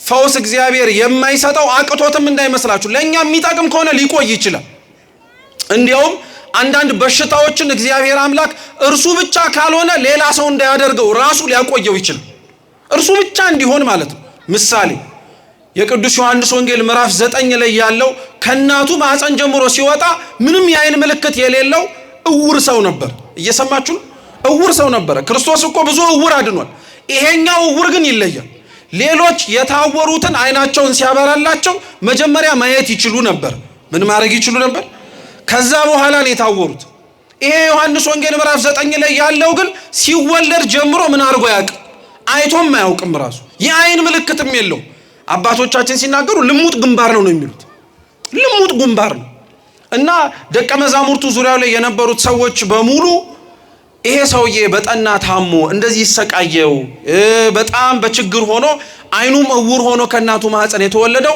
በማን ኃጢአት ነው አሉ። እስኪ በማን ኃጢአት ነው በሉ እንጂ። ክርስቶስ ምን እንዳለ ታውቃላችሁ? በእናቱ በአባቱ ወይ በወላጆቹም በራሱም ኃጢአት አይደለም ማለትና እስኪ አብራችሁ በሉ የእግዚአብሔር ክብር እንዲገለጥበት ነው። ስለዚህ አንዳንዶቻችን እስካሁን ድረስ እየጠየቅን ያልተፈወስ ነው ሊፈውሱን የሚችሉ ሌላ ነገሮች ሲያኖሩ ቀርቶ ሳይሆን የኛ የታመምንበት በሽታ እግዚአብሔር ፈውሶን የማን ክብር እንዲገለጥበት ነው? የእግዚአብሔር ክብር እንዲገለጥበት ነው። ስለዚህ ይሄ ሰውዬ ለዘመናት ሲታመም የነበረው ልጁን እግዚአብሔር ያልፈወሰለት ማን እንዲፈውሰው ስለፈለገ ነው? ራሱ እግዚአብሔር እንዲፈውሰው ስለፈለገ ነው። ስለዚህ ተንበረከከ። እንዲህ አይነት ህመም ያለው ብሎ ተናገረ። ስለ በሽታው ካስረዳው በኋላ ግን ክርስቶስን በአንዳንድ በተወሰኑ ቃላቶች በሚገርም ሁኔታ እንዲያድነው እየለመነው፣ በአንድ አንጻር ደግሞ ከአንድ ታማሚን ይዞ ከመጣ ሰው የማይጠበቁ ነገሮች ይናገር ነበር። ምን አለ መሰላችሁ? ክርስቶስ እንዳልኳችሁ ከላይ ከደብረ ታቦር እየወረደ ነው። ወርዶ ነው ይሄንን ሰውዬ ያገኘው። ስለዚህ እሱ እስኪወርድ ድረስ አጋንንቱን ወይንም ደግሞ ያንን ልጅ ሲያሳምመው የነበረውን ርኩስ መንፈስ ማን እንዲያወጡለት ሲለምን ነበር? ደቀ መዛሙርቱ እኮ ማውጣት ይችላሉ። ክርስቶስ የማቴዎስ ወንጌል ምዕራፍ 10 ላይ ደቀ መዛሙርቱን ከመረጣቸው በኋላ ለእያንዳንዳቸው ጸጋ መንፈስ ቅዱስ ስልጣን ሰጥቷቸው ነበር። አጋንንትን ማውጣት እንዲችሉ፣ እባቡን ጊንጡን መረገጥ እንዲችሉ፣ በነገስታት ፊት ቆመው ስለ እርሱ መመስከር እንዲችሉ የሚያስችላቸውን ሀብት ሰጥቷቸው ነበር። በደንብ አድርጎ ሰጥቷቸው ነበር። እርኩስ መንፈስን የማውጣትን ስልጣን ለደቀ መዛሙርቱ ሰጥቷቸው ከነበረ ታዲያ ለምንድነው እርሱ እስኪወጣ ድረስ እነሱ ግን ከታች ሆነው አቅቷቸው በጣም ሲጨነቁ ነበር? እና ይሄ የታመመበት ሰውዬ ልክ ክርስቶስን ልጄ እንዲህ ነው፣ ብቸኛው ነው፣ እንዲህ ታሞ አይሰማም፣ አለመስማቱ ብቻ አይደለም ይጥለዋል። ሲጥለውም አንዴ ፀሐይ ላይ፣ አንዴ ጨረቃ ላይ ሊጥለው ይችላል፣ አንዴ ሰዓት ላይ፣ አንዴ ውሃ ላይ ሊያደርገው ይችላል። ከዛ በኋላ ግን ምን አለ መሰላችሁ? ለደቀ መዛሙርት ነግሬያቸው እነሱም አልቻሉም። እየሰማችሁ እና ምን አይነት ነገር እያለ መሰላችሁ? ቅዱስ ዮሐንስ አፈወርቅ ምን ይላል? ይሄን ሰውዬ ተመልከቱት። አንድ ቦታ ላይ ልጁ ስለታመመ እግዚአብሔር እንዲያድንለት ሲለምን ሳነብላችሁ ሰምታችሁ ከሆነ ለምን አታምንም ወይንም ደግሞ ስለምን አታምኑ ብሎ ሲናገረው አለማመኔን ምን አድርገው ብሎ አለማመኔን እርዳው እኮ ብሎ ለምብሏል። እዚህ ጋር ግን ሲናገር ከሰማችሁት የሱን አለማመን ሳይሆን አጉልቶ የተናገረው የደቀ መዛሙርቱን ምን አለማድረግ አለማውጣት። እንደዚህ አይነት ጸባይ ያለው ሰው አለ በነገራችን። ስለሆኑትና ስለሚሆኑት ነገሮች ሁሉ ራሱን ተጠያቂ አድርጎ ከሚያመጣ ይልቅ አብረውት ያሉትን ሰዎች እነሱ እኮ ስላልቻሉበት ነው፣ እነሱ እኮ ስላላደረጉት ነው፣ እነሱ ተጠብቆባቸው ስላልፈጸሙት ነው ይላል። የነሱን ለነሱ ተውና አንተ ምን አርገሃል ነው እግዚአብሔር የሚል። አንተ ምን ሰርተሃል፣ አንተ ምን ፈጽመሃል የሚል እና ደቀ መዛሙርት ሊያወጡት አልቻለም ማለት በጣም እኮ ያሸማቅቃል። በጣም የሚያሸማቅቅ ነገር ነው በነገራችን ላይ። እንደው ደቀ መዛሙርቱ ሊያወጡት አልቻለም ሲባል ህዝቡም ደና ህዝብ ስለነበረ ነው እንጂ አሁን እዚህ ጋር ከምትመለከቷቸው አንዱ ቄስ አንድ ርኩስ መንፈስ ያዘው ሰው መጣ እየጮኸ ውጣ ሲለው አልወጣም ቢለው ምንድነው የምትሉት? ድሮም እኮ እንዴት ልታወጣው ትችላለህ? አንተ ራስህ እኮ በሽተኛ ብትሆን ምናምን የምንለውኝ አንተም ችግር ቢኖርብህ ነው እንጂ ችግር ባይኖርብህ ንጹህ ቄስ ብትሆን ኖሮ ምን ታረገው ነበር? ይሄ ንጽህና ጉዳይ እኮ አይደለም። ደቀ መዛሙርቱ ያላወጡት ንጹሃን ስላልሆኑ እኮ አይደለም። ደቀ መዛሙርቱ ያላወጡት እግዚአብሔር ስልጣን ስላልሰጣቸው አይደለም። ይሄን በደንብ አድርጋችሁ ማስመር አለባችሁ ክርስቲያኖች። ይሄን ነገሮችን ስለማናውቅ እኮ ነው እገሌ ካልሆኑ አያስወጡትም ይሄን አይነቱ እንላለን። ማናቸው ገሌ እነማን ናቸው? እነገሌስ ተብለው እነሱ ካልሆኑ ሊፈቱት አይችሉም የምንላቸው። ስልጣኑ የማስወጣትም ስልጣኑ የማባረርም የማን? የእግዚአብሔር እኮ ነው። ደቀ መዛሙርቱን ራሱ እንዲህ አይነቱን ነገር ማድረግ እንዲችሉ ማድረግ የሚያስችላቸውን ጸጋ መንፈስ ቅዱስ ያሳደረባቸው ማን? እግዚአብሔር እኮ ነው። ከራሳቸው አመንጭተውት እኮ አይደለም ያመጡት። እና ደቀ መዛሙርቱን አይተው ተናገሯቸው። ደቀ መዛሙርት አልቻሉም ማለት በጣም ያሸማቅቃል። የእግዚአብሔር አገልጋይ ሆኖ የእግዚአብሔር ሕዝብ ሆኖ እግዚአብሔርን ያመልካሉ ተብሎ የሚጠበቅብህን አለማድረግ በጣም እኮ ነው የሚያሸማቅቀው። አብዛኞቻችን እንደተጠበቀብን አልተገኘንም። እንደው የአገልጋዩ ጎልቶ ስለሚታይ ነው እንጂ እንደ ሕዝብና የእግዚአብሔር ልጆች ተብለን እንደምንጠራው እንደ ሁላችን ራሱ እውነት እንደተጠበቀብን የእግዚአብሔር ልጆች ለመሆን ራሱ ጥረናል። እንደኛ የእግዚአብሔር ልጆች ናቸው ተብለን እንደተጠራን ስልጣን እንዳለን ያም ስልጣናችን ርስት መንግስተ ሰማያትን ሊያወርሰን የሚችል እንደሆነም ጭምር እያወቅን እኮ እኛ የምንበድል ሰዎችን እንዳልኳችሁ ነው። ግን ልክ ያ ልጁን ሊያስታምም የመጣው ሰውዬ የራሱን አለማመን አይቶ አለማመኔን እርዳው ከማለት ይልቅ ደቀ መዛሙርት አልቻሉበትም እንዳለው የኛ እንደ እግዚአብሔር ልጆች መሆናችንን ማቃቱንና መክበዱን አይተን እኛ እኮ ለእግዚአብሔር የተመቸን ልጆች አልሆንም ብለን አምነን ንስሐ ከመግባት ይልቅ አገልጋዩ እኮ ለእግዚአብሔር ስላልሆነለት ነው ቤተክርስቲያኑ እንዲሆነው አይባልም። ሁላችንም የድርሻችንን እንወስዳለን። ሁላችንም የምንጠየቅበትን እንጠየቅበታል። ስለዚህ ደቀ መዛሙርት አልቻሉም አሉ። ያሸማቅቃል። በጣም ነው የሚያሸማቅቀው። ደቀ መዛሙርቱ ዝም አሉ። ምን ይበሉ? አዎ አልቻሉማ። ብለውት ሊወጣ ያልቻለ ነገር ነው። ስለዚህ ጌታችን ኢየሱስ ክርስቶስ ቀጠለለት፣ ገፋለት። ስንት ጊዜ ነው ያመመው አሉ። እስኪ ስንት ጊዜ ነው ያመመው በሉ።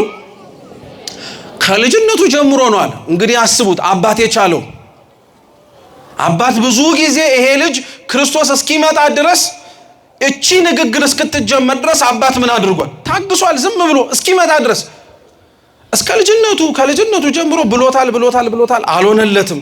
እስካሁን ድረስ እንደዚህ ነው ያለው አለ።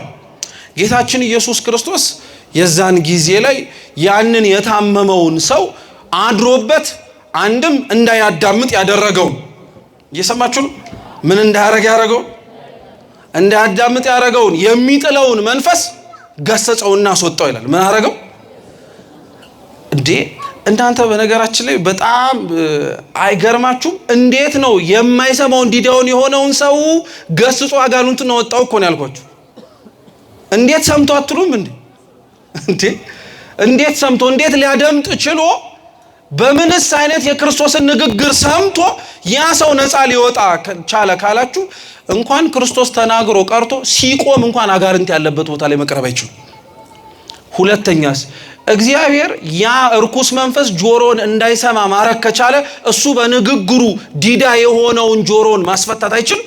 ይችላል። እንኳን እርሱ ቀርቶ ከእርሱ 6 ወር ቀድሞ የተወለደው ዮሐንስ መጥምቅ እንኳን የተዘጋውን የአባቱን ልሳን ስሙን ሲጽፍ ከፍቶለታል። ዘካርያስ እኮ የእግዚአብሔርን ተአምር አላምንም ባለበት ጊዜ ልጁ እስኪወለድ ድረስ የእግዚአብሔር መልአክ ቅዱስ ገብርኤል ምን ትሆናለህ ያለው? ዲዳ ትሆናለህ እኮ ነው ያለው። ዲዳ ከሆነ በኋላ አፉን የፈታለት አፉን እንዲፈታ የሚያደረገለት ልጅህን ማን ብለን እንጥራው ሲል ጠቀሰና ብዕርና ወረቀት እንዲያመጡለት አደረገ።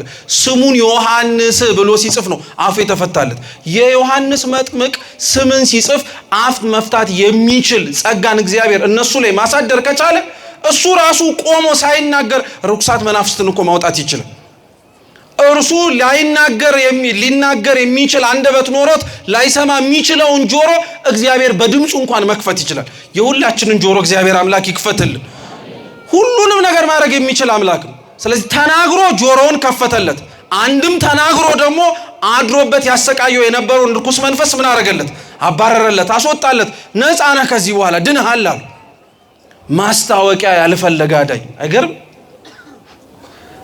አሁን እኛ እንኳን ዲዳ የሆነውን ቀርቶ ህይወቱ እንደተጣመመበትን እኮ ስናቃናው የኖረውን ሰው እንኳን እናስኖርም።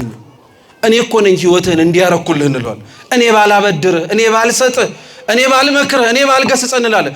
ክርስቶስ የተደፈነ ሰው ጆሮ እንኳን ከፍቶ እኔ እኮ ነኝ እንዲያረኩልህ አላለው።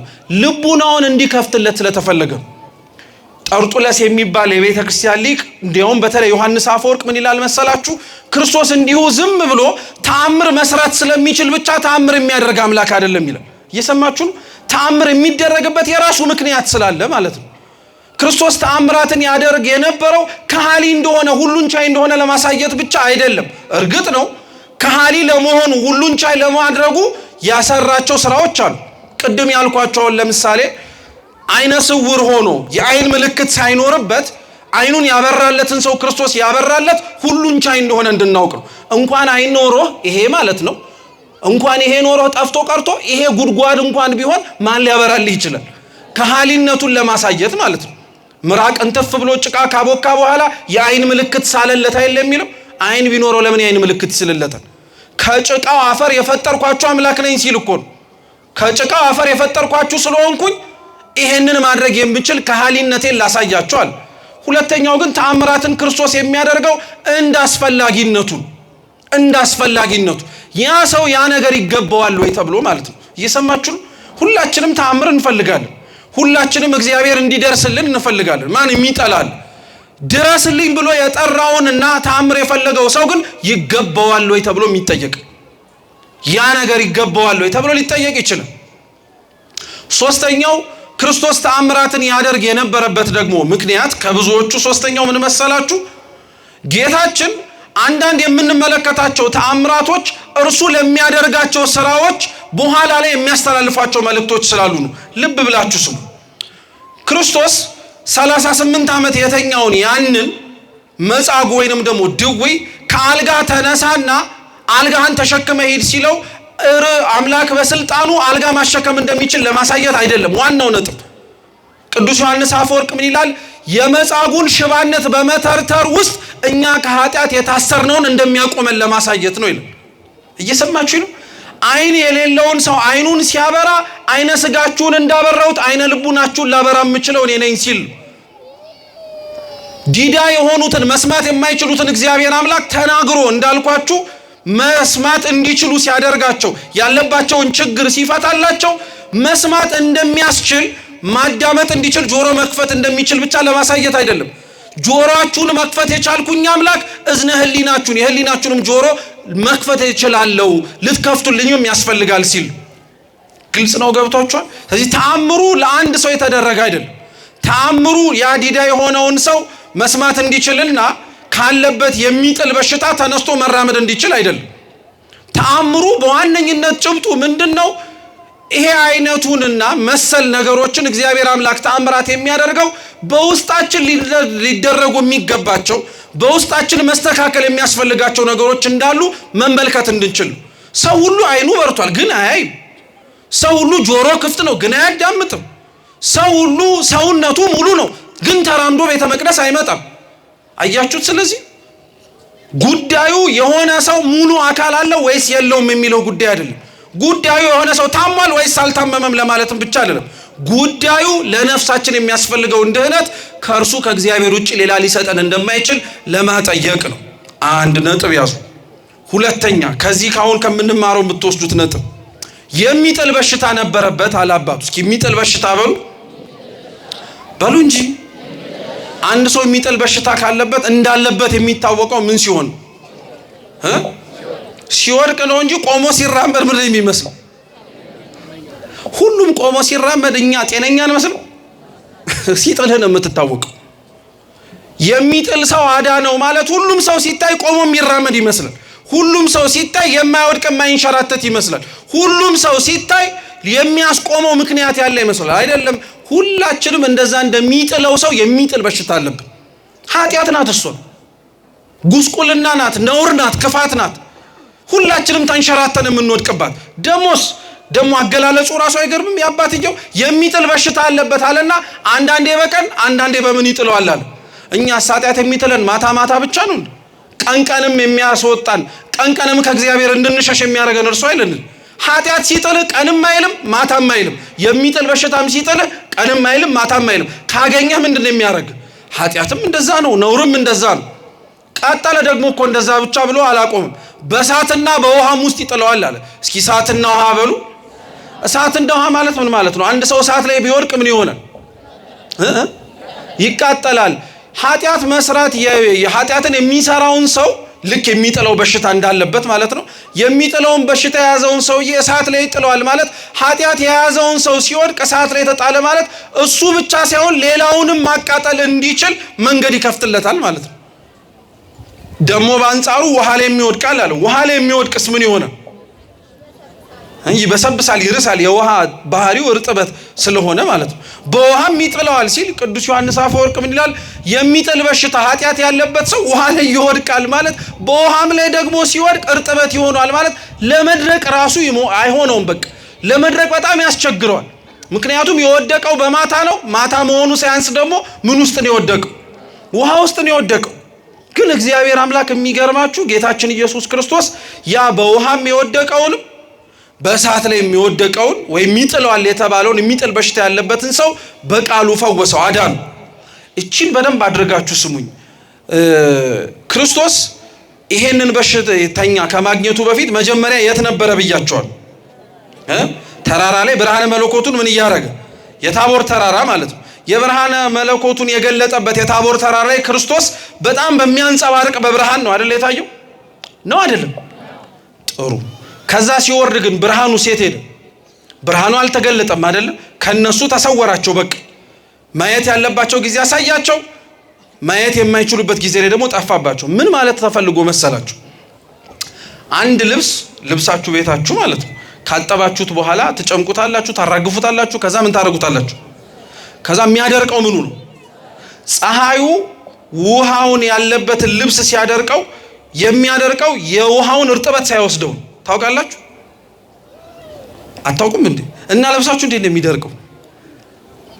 የውሃውን እርጥበት በሙሉ ፀሐዩ የሚወስደውማ ከሆነ ፀሐዩ ወደ መበስበስ፣ ወደ መርጠብ፣ ወደ መቀዝቀዝ ደረጃ ሊሄድ ነው። የራሱን ሙቀት እየሰጠ የውሃውን እርጥበት ግን ምን ሳያደርገው። እግዚአብሔርም ካለብህ ኃጢአት ሲፈውስ፣ ሲያድን፣ ነፃ ሲያወጣ አንተ የምትካፈለውን አንተ ያለህበትን ኃጢአት ሳይመስል ነው፣ ሳይሆን። ለዛ ነው በነገራችን ላይ በሚስጥረ ንስሐም ትምህርት ስናስተምር የእግዚአብሔር አምላክን በጣም ወደ ንስሐ መቅረብ የሚያስፈልጋቸው ቅዱስ ቁርባን መቀበልም የሚያሻቸውም ሰዎች ይጠየቃሉ። ለምንድን ማትቆርቡት? ለምንድን ወደ አምላክ ስጋና ደም ማትቀርቡት ሲባል አይ እኔ ማሳድፈው ይመስለኛል ሲል ሰምታችሁ አታውቁም? በስማም በጣም በነገራችን እሱ ራሱ ኃጢአት ነው ይሄ ንግግር። ምን አይነት ኃጢአት ቢኖረን ነው ንጹህ ባህሪ የሆነውን የአምላክን ስጋና ደም ልናቆሽሽ የምንችለው? አይሆንም በፍጹም። እና አበው የሚያስረዱት በዚህ ነው። ፀሐይ በውሃ ላይ በጨርቁ ላይ ያለውን እርጥበት ለማድረቅ የውሃውን እርጥበት እንደማይዋሃደው ወይም እንደማይወስደው ሁሉ እግዚአብሔርም በእኛ ላይ ያለን ኃጢአታችንን፣ ነውራችንን፣ ክፋታችንን ለማራቅ ሲል እኛን ላይሆን ይችላል። እርሱን መሆኑ በቂ ነው። ግልጽ ነው። ገብቷችኋል? ስለዚህ ጌታችን ኢየሱስ ክርስቶስ በእንዲህ አይነት መልኩ አዳነው ሰውየው። ካዳነው በኋላ አምላካችን ኢየሱስ ክርስቶስ ወደ ደቀ መዛሙርቱ ደግሞ ዞረ። ደቀ መዛሙርቱም በእርግጥ ወደሱ መጡና እኛ ልናወጣው ያልቻልነው ለምንድን ነው አሉት። ያው በአደባባይ እኮ አሸማቀዋቸዋል። በአደባባይ ማድረግ እንደማይችሉ እንዲሰማቸው ስላደረጉ ማወቅ ፈለጉ። ለምንድን ነው ይሄ ልናደርገው ያልቻልነው አሉት። ጌታችን ኢየሱስ ክርስቶስ ነገራቸው። አንደኛ እንዲህ አይነቱን ነገር ለማውጣትና ለማሳደድ እምነት ያስፈልጋቸዋል አለ። እስኪ ምን ያስፈልጋቸዋል? እስኪ በሉ እንጂ። አዎ ሰው ላያምን የሚችልባቸው ምክንያቶች ስሙ። ሰው እምነቱ እንደቀዘቀዘ ወይም እንደተባረደ ሳያድግ ሊቀርባቸው የሚችልባቸው ምክንያቶች አንደኛ ተጠራጣሪ ሲሆን፣ አሁን ልክ እንደዛ ክርስቶስ እንዳዳነለት የልጁ አባት ሲናገር እንደሰማችሁት ከንግግሩ ጥርጥር አለ። የምችል ከሆነ ከተቻለ ይላል እና እግዚአብሔር የምችል ከሆነ ከተቻለ የሚባል አምላክ አይደለም፣ ታደርገዋለህ ነው የሚባል። ለአንተ ምን የሚደረገ ነገር የለም፣ የሚሳን ነገር የለም ነው የሚባል። ሰው እምነቱን ሊያበርድበት የሚችለው አንደኛ ጥርጥር፣ ያዙልኝ። አንድ ምን አልኳችሁ? ጥርጥር። ሁለተኛ የሰውን እምነት ሊያበርድበት ወይንም ደግሞ ሊያቀዘቅዝበት የሚችለው ደግሞ ክርክር። እስኪ ክርክር በሉ።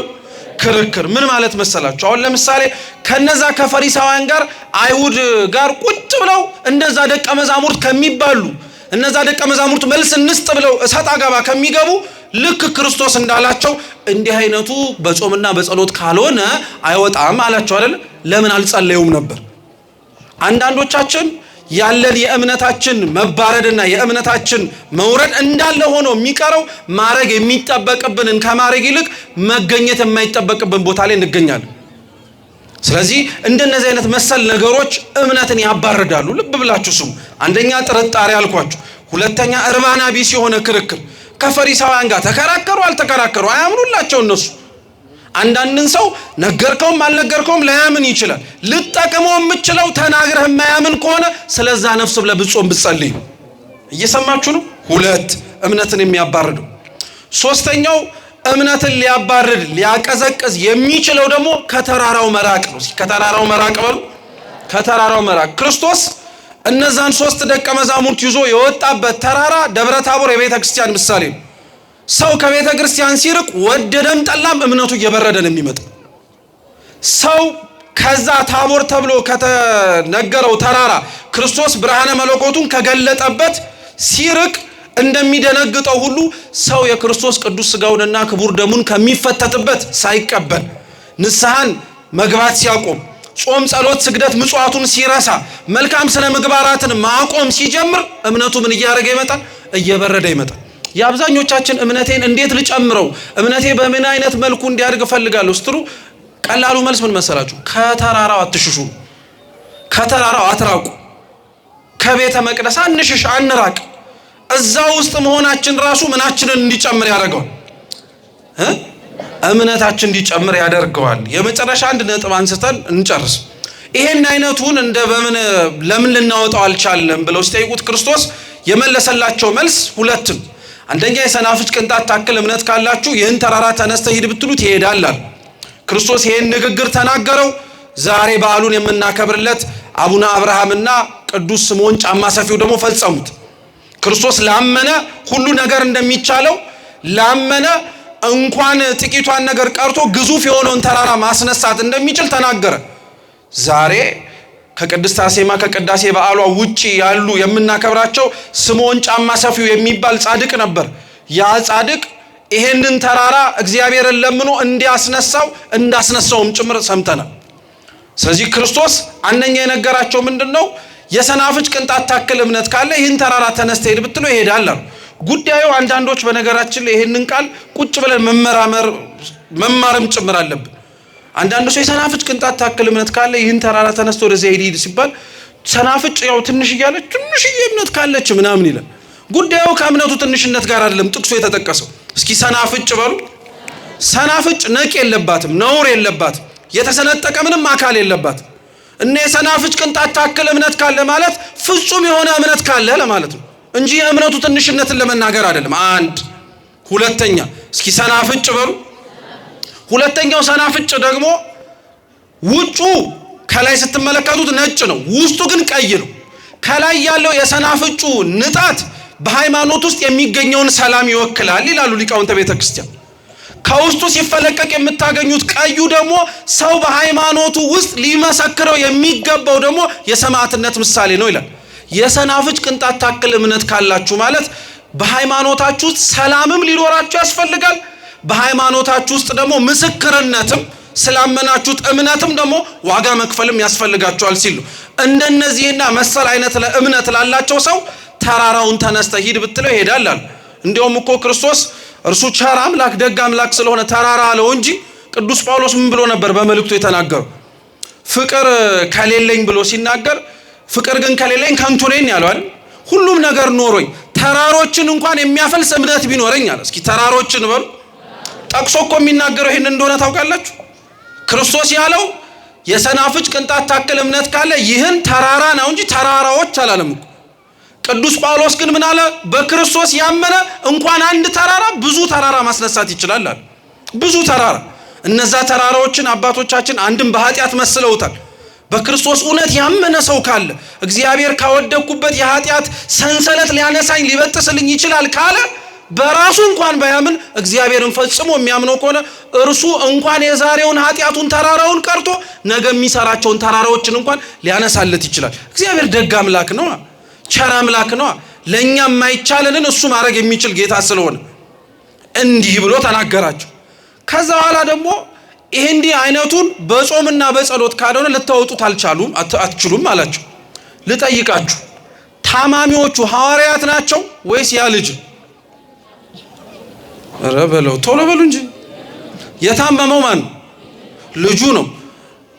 እነሱን ግን ምን እያላቸው ነው? እንዲህ አይነቱን ማውጣት የምትፈልጉ ከሆነ ምንና ምን አድርጓል? የታመመው ሌላ፣ እንዲድኑ ታድኑታላችሁ ተብለው የተነገሩት ደግሞ ሌላ ናቸው። ምን ማለት ተፈልጎ መሰላችሁ? አንድ ሰው ሲታመም እንዲድንላችሁ የምትፈልጉ ከሆነ እንዲድን የምትፈልጉት ሰው እግዚአብሔርን ባያምን እንኳን እናንተ የምታምኑት ከሆነ ስለ እናንተ እምነት እሱን አድነዋለሁ እያለ ነው። እኛ እግዚአብሔርን ብዙ ላናምነው እንችላለን። ቅድስት አርሴማ አታምነውም እንዴ? ጠንቅቃ በደንብ አርጋን የምታምነው። ስለዚህ እኛ አልቻልም፣ እርሷ ግን ስለምትችል እርሷ ባመነችው እምነት እግዚአብሔር እኛን አለማመናችንን እንዲረዳው ለምነዋል። ይሄ እኮ አዲስ ነገር እንዳይመስላችሁ። የማርቆስ ወንጌል ላይ ክርስቶስ ተቀምጦበት ከነበረበት ቤት ውስጥ ብዙ በሽተኞች ይመጡ ነበረ። እነዛ በሽተኞች በሙሉ አንድ ሰው ለብቻው ሰዎች ተሸክመውት በቃሬዛ አመጡት። አያስገቡት ነገር ያ ሁላ ሰው እንዴት ያስገባ? ሁሉም ሰው ተጨናንቋል። አንዳንድ ሰው በነገራችን ላይ በዚሁ ልንገራችሁ፣ እንዲህ ጸበል ቦታ ምንም ስንሆን ከኛ በላይ ለታመመ ሰው እንዘን እባካችሁ። ከኛ በላይ ለሚያስፈልገው ሰው ቅድሚያ እንስጥ። አንዳንዶቻችን የሆነ እንትን አለብን፣ እኔ መጀመሪያ መግባት አለብኝ አለያ እንትኑ የማይሰራ መሰለኝ ምን እንላለን። ኧረ ተው፣ እንደ አይነት ትምህርት የላትም ቤተክርስቲያን። ቅድሚያ መስጠት ለሚገባው ቅድሚያ መስጠት አለብን። እና ሰውየውን በቃሬዛ ተሸክሞ አመጡ። እየሰማችሁ ነው? በቃሬዛ ተሸክሞ አመጧቸው። እየሰማችሁ ነው? በምን ተሸክሞ አመጧቸው? በበራ ያስገቧቸው። ተጠቅጥቀዋል ሁሉም፣ በምን ይግቡ? ስለዚህ ያላቸው አማራጭ ሆነ መሰላችሁ? ሰውየውን ቃሬዛውን ተሸክሞ ጣሪያ ላይ ወጡ። ይሄ እኮ ወንጌል ላይ ያለ ታሪክ ነው። በነገራችን ላይ ትስቃላችሁ እንዴ? ወንጌል ላይ ያለ ታሪክ እኮ ነው። ወዳጅነትና ፍቅራቸውን ተመልከቱ። ጣሪያ ላይ የሚያወጣ ወዳጅ አላችሁ? ብትታመም የትም የሚሄድ ማለት ነው። ጣሪያ ላይ አወጡት። ጣሪያውን ነደሉት፣ ነቀሉት፣ ገመድ አደረጉና ለአራት ሆነው ስበው ቀጥታ ክርስቶስ ፊት ላይ ቁጭ አደረጉት። በቃ ከዚህ በላይ ምን ሊያደርጉለት ይችላል? ቁጭ አደረጉት። ጌታችን ኢየሱስ ክርስቶስ ምን እንዳደረገ ታውቃላችሁ? በሽተኛውን ሲሆን እነሱን አያቸውና ስለነሱ ብዬ ምሬሃለሁ። እምነታቸውን እኮ አይቶት እኮ ነው። ጣሪያ ያስነቀለ በገመድ ያስጎተተ እምነት ኖሮት እንዴት ያ በሽተኛ አይፈወስም? ደም ያስፈሰሰ ድንግልናን ያስጠበቀ ንጽህናን ያስጠበቀች ቅድስት አርሴማ እንዴት እኛን አታስምረን? እነዛ አራት ሰዎች እንኳን እኮ ያን ሽባ ተርትረዋል። እንዴት እሷ ያንን ልታረግ አትችልም ሊባል ይችላል? እንዲህ አይነቱ በጾምና በጸሎት ካልሆነ አይወጣም ያላቸው። ሰው እንዲድን የምትፈልጉ ከሆነ ያ ሰው ባያምን እንኳን እናንተ እመኑ። ሰው እንዲፈወስ የምትፈልጉ ከሆነ ያ ሰው ፈውስ ባይፈልግ እንኳን እናንተ ፈውስን ፈልጋችሁ ጹሙለት፣ ጸልዩለት። ከዛ በኋላ ሲፈወስ ታድናላችኋል። እርስ በርስ ሊኖረን የሚገባውን በነገራችን ላይ ትስስር እሱን በህብረት የምታምነው ቤተክርስቲያን አንዲት ናት ብላ የምትሰብከው ያለንባት ቤተክርስቲያን እኮ ከላይ ካለችውና እንገባባታለን ብለን ተስፋ ከምናረጋት ከመንግስተ ሰማያት ጋር እኮ የተሳሰረች ናት። አንዲት ናት። እዛ ያሉት ቅዱሳን ለኛ ይጸልያሉ፣ እኛም ደግሞ ለነሱ እየጸለይን ለምኑልን እንላለን። የኛ አይነቱ ልክፍትና እኛ ያለብን ችግር እንኳን በራሳችን ጾምና ጸሎት የእንደሱን ጭምር ጸሎት ስለሚያስፈልግ አንድ እንዲያውም ሊቅ ምን ይላል መሰላችሁ? እቺን ብቻ ልንገራችሁ፣ በጣም ስለሚገርም ነው። ክርስቶስ በእንዲህ አይነቱ መንፈስ በጾምና በጸሎት ካልሆነ አይወጣም አላቸው ለደቀ መዛሙርቱ። አንድ እየተናገራቸው ያለው ያንን ርኩስ መንፈስ ብትጸልዩና ብትጾሙ ኖሮ ብትማጸኑ ኖሮ ይወጣላችሁ ነበረ ለማለት ነው። አንድም ይልና ያሊቅ ምን ይላል? እንዳንተም አለብኝ የምትሉትን እንደው ይሄ ርኩስ መንፈስ ይኖርብኝ ይሆን አይኖርብኝ ይሆን የምትል ከሆነ ምን አርግ እያለ ነው? ጾምና ጸልይ። እንዲህ አይነቱ የሚወጣው በምንና በምን? ጾምና በጸሎት ነው። አለብኝ ብለህ የምትጠራጠረው ነገር ካለ ምን አርግ? ጾም ጸልይ። እየተጠጋኝ ነው ብለህ የምትፈራ ነገር ከሆነ ምን አርግ? ጾም ጸልይ። እንዲደርስብኝም አልፈልግም የምትል ከሆነ ምን አድርግ? ጾም ጸልይ። ከዛ ውጪ ሌላ ምን አማራጭ ሊኖር ይችላል? እየጾምክ እየጸለይክ ከሆነ እግዚአብሔርን ልስብ የሚችል የቅድስና መዓዛ ስላለ ያንተን ጾምና ጸሎት ተመልክቶ ፈዋሽ የሆነው መድኃኒት ኢየሱስ ክርስቶስ ስለሚወርድ አምላካችን ልዑል እግዚአብሔር የሁላችንን እምነት ያሳድግልን። በቅዱሳኑ ጸሎትና ምልጃ ተመልክቶ እኛንም ካለንበትና ከምንኖርበት ችግር ሁሉ ነፃ ያድርገን። የሰማነውን በልቡናችን ሰሌዳ ይጻፍልን።